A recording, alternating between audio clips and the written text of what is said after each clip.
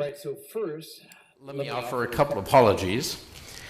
The first is for giving a presentation during Mass at homily time. It just is not fitting, so it grates against my sensibilities, but on extraordinary occasions, we can do something out of the ordinary. So, first apology for that. Second, one of the members in one of our committees said, you know, Father, people have an attention span of about 5 to 7 minutes, so you got to fit it within that.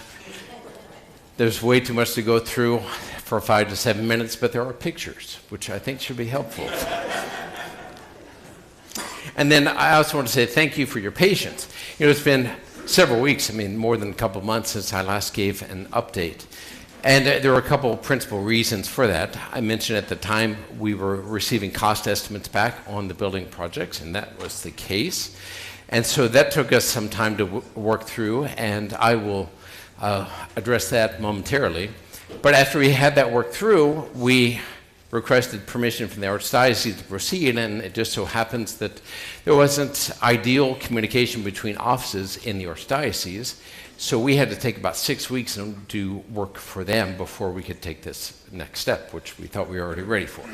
But all that said and done, we're ready to move forward.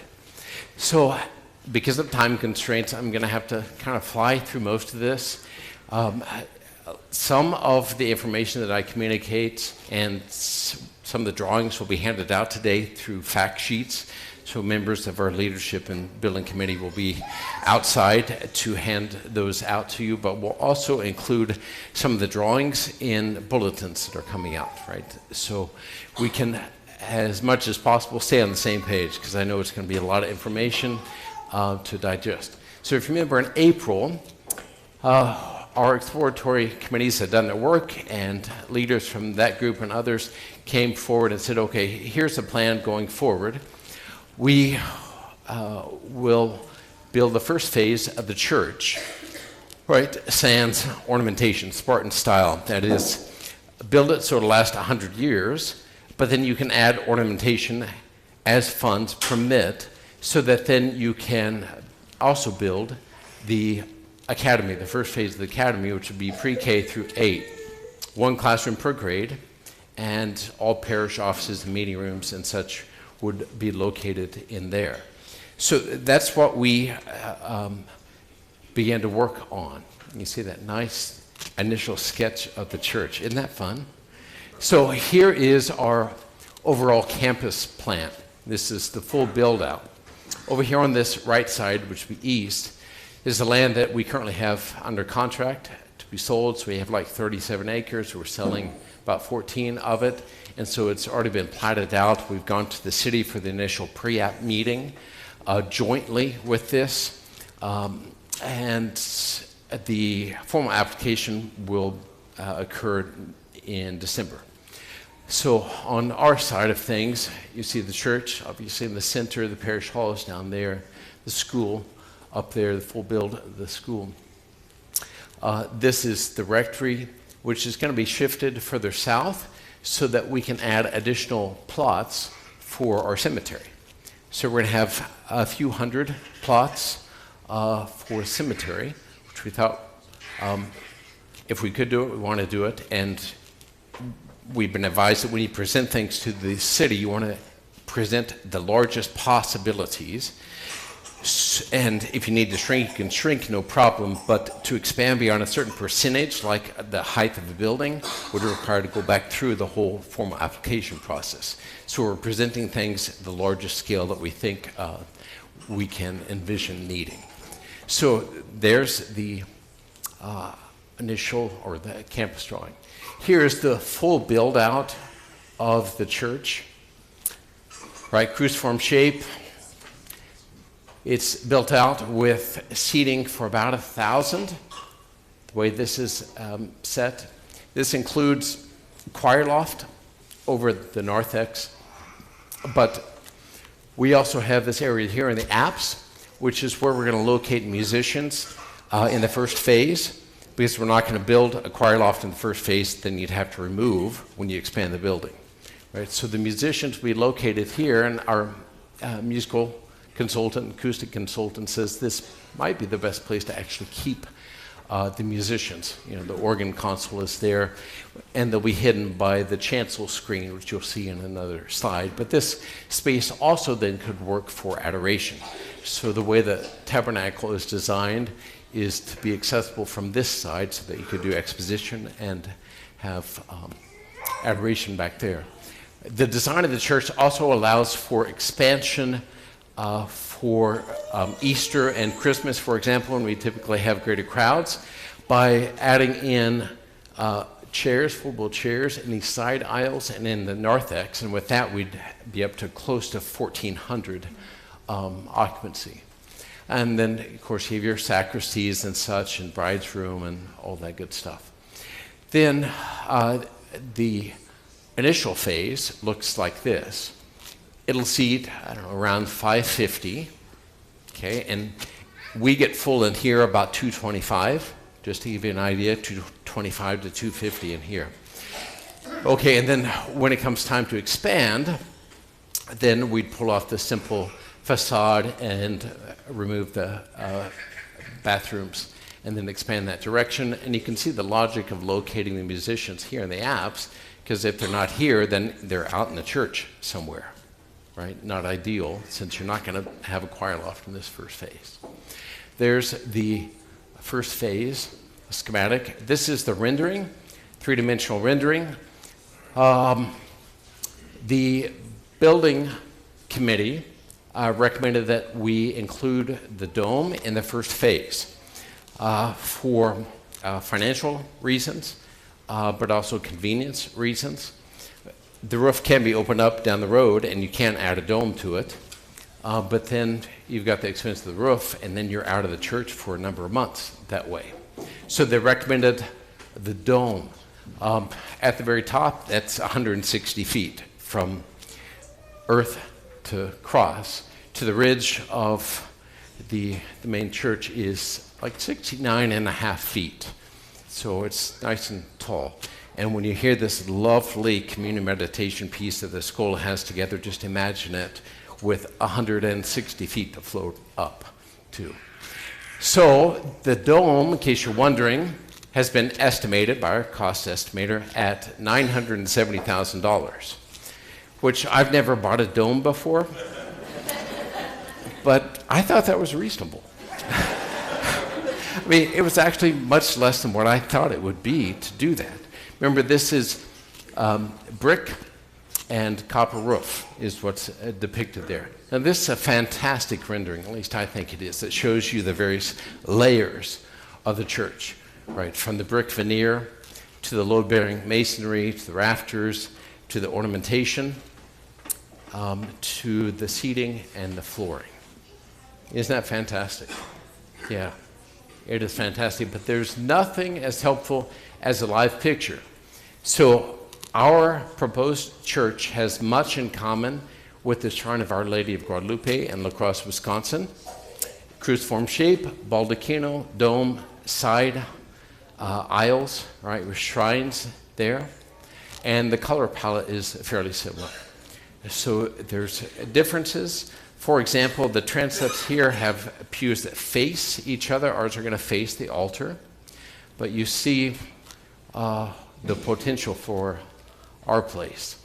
And just to give you a sense of the scale, as I recall, this seats about 500.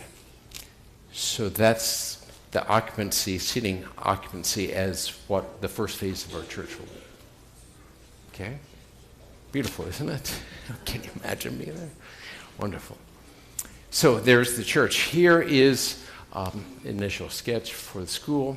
Here's the full build-out with 2 classrooms per grade, the gym and the cafeteria.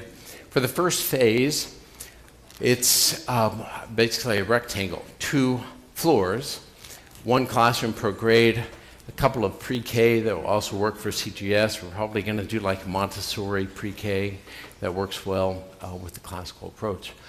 So it's designed very, very efficiently. Parish offices will be over on this side, and then academy administration will be over on the other side. So There's the front that you have seen before the rendering.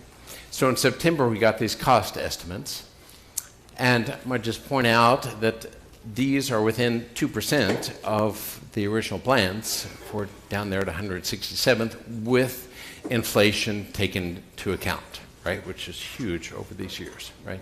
But just to know, look, the buildings that we're getting for within this percentage of what was planned back then. So phase one of the church is about 14,000 square feet. Came in at $10 million if you build it today, right? It takes time to build a church, right? So there's escalation and other things involved. That's the immediate, which we really thought, okay, for a church, this seems reasonable, quote unquote reasonable. And then, we kind of discovered, wow, look at the square footage of the academy. That's 20,000 square feet more, even though it's very efficiently designed. And that's obviously going to affect the overall cost of the building. And so when we looked at that, along with site preparation costs and the fees, which I'll show you in just a little bit, the leadership group said, we don't think that's realistic to try to do both at the same time. And the academy, the way it's designed, does not have a large open space, which you could have mass, which would mean that you'd continue here. You'd have to continue here, but we're approaching, our limitation of space here. So they said, well, then we want to focus then on phase one of the church. But we heard from empty nesters to young parents that we are not content with letting go of Catholic education. That's a great value, and we want that. And so I said, well, here, once we vacated this space, moved into the church, we can construct classrooms here, so there's sufficient amount there. But when we were evaluating land, one of the places that we evaluated was a school that the Spring Hill School District has vacated in our neighborhood, 175th and Merlin, just down the street. This is 18,000 square feet. Our building here is 10,000 square feet. They're approximately the same price. That's laid out as a school. The classrooms are enormous, 900 square feet. It's got, as you can see, a gymnasium. It's got a commercial kitchen. So we asked commercial renovators to come in and give us estimates. New roof, all new mechanical, new ceiling, new flooring, cosmetics, glass, etc. The building was listed, or the asking price was $1.1 million for it. And the renovation estimates have come in between 1.5 and 2 million. So that would mean you'd be able to get into a school and open the door for like 3 million to 3.5 million in Johnson County, which is unbelievable, right? And expensive. So we just could start negotiating on this on Friday, and we've got an unofficial agreement with them for $950,000, so 150 less, right?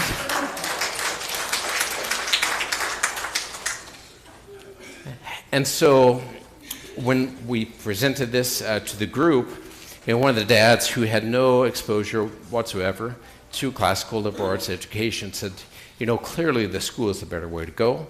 But he said, I don't care, that one or this, all I want the education for my kids. So we obviously are pursuing this. We don't have a formal contract, but that should come soon. $3.5 million, that's a conservative estimate, that will allow us to open our doors in 25. Yeah.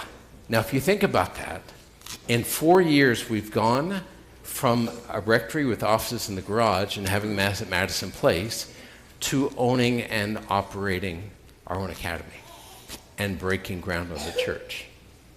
That's extraordinary. This is divine intervention. So one of the questions that we are going to have to raise as we think through this is, well, Catholic education is an investment. It's a great good, but the parish has to see it as a mission. They have to get behind it because of the escalating cost of education. Parish has to say, we want this, and we see it as a good for the kids, for the families, but we have to have the families who say, we want the whole shabeel. We want our kids to be disciples. We want to be invested. And so we're going to investigate whether or not we should offer a tuition-based approach or a tithing-based approach. That means if families are invested here, they're contributing, donating, volunteering here on a regular basis, then we'd say, well, the fruits of the family are for the family to enjoy. So we'd say we would not do tuition on top of that. We'd say there's a large number of people who want Catholic education, and there's becoming a smaller and smaller sliver of people who can actually afford it. But a parish gets behind it, and it's doable. I've seen that at my previous assignment. So we'll talk through that. I will say we already have a proposal for a Catholic headhunter that's presently at the superintendent's office and the attorney's office for the Archdiocese for review, so that we can hire someone, principal, and have them on the ground this summer. So they have a year in advance. So we're moving with this, right? So that's going to happen in 25 to open the doors. Then here's the construction of the church. 10 million. Now, here's what we're talking about. Site preparations are huge, but remember, that's the major reason why we moved from that piece on the corner, a property on the corner with the creek, to flatter ground. But then on top of that, you've got, well, escalation built in, architectural engineering fees, and other things as well, and then some soft costs. So it's a big number, but here, let's break this down. So we're saying 3.5 for the purchase and renovation of Hilltop. The construction, 9.8. Contingency, so we have a third-party cost estimator who's worked with the plans that we have. The plans that we have are at the schematic level, which don't have the detail of construction documents. So the cost estimator has to say, okay, well, there's some uncertainty here, so we're going to build in a certain percentage. So they built in an overall 15% contingency, which is a big number, right? The diocese only requires 5%. So just to indicate that we're taking a conservative approach, that's over $1 million difference between what the diocese asks to be built in and what we are putting out there as being built in. So then you have site construction, right? And that's going to be the heaviest lift for us in terms of site construction. You have to do all your grading, your utilities, stormwater management, road, etc. And then just a little bit of soft costs. We're not going to be able to reuse these pews as much as you would like to. So we'll have new pews and a little bit in there for the organ. And then if fundraising would go well, then we can add the sanctuary furnishings, which we can get by with using our own altar and chair and pulpit and baptistry and such. And the plaster interior is the ornamentation that you saw on the walls. But it's not just expenses, right? So there's the estimated expense, but remember that we had what we'd say is a very successful first campaign that only hit 250 families before the pandemic hit, right? And only like 25 after that. So only a limited number of households, which has resulted in our having 5.3 million available from those campaign donations. We're selling the eastern portion of the land that we just bought and the land at 167th, which will be about 1.2. And then we've put money aside throughout the years to have cash reserves of that amount. Total pledges needed would be 15.5 million. Now, the archdiocese requirements to break ground are 100% pledged and 50% of the cash, or total cash in hand. Now, one of the guys pointed this out in our meeting. He said, okay, so if you've got 23 million total, and you've got to have half in hand, that's 11.5, and you already have 7.5, that means you just need another 4 million until you can break ground, right? Now, he did call it funny math because you do need 100% pledged, right? But it does indicate, okay, this is doable. Now, what I would like to point out is not just funny math, but what I'll say is compelling math. Oh, compelling math. Let me explain that to you. We have about 750 registered families here at JPII. About 750, but we have many more people attend here than are registered. So every year the Archdiocese asks every parish to do a mass count on a weekend or two, okay? So, and turn it into them. So we did our mass count over the previous 2 weekends. The average of those 2 weekends is 110 people more than this time last year. And if you remember 2 weekends ago, there happened to be an early morning Chiefs game, which did affect participation. Some need to go to confession yet for that. If we look at the numbers from last weekend, we're 150 people greater than we were last year. That's almost a 25% increase in attendance over the weekend. You'd be hard-pressed, I think, to find another parish that has a mass count that has grown by 25% in 1 year. Yeah, it's extraordinary. We're involved in something extraordinary here. Now, 750 registered families, I hope.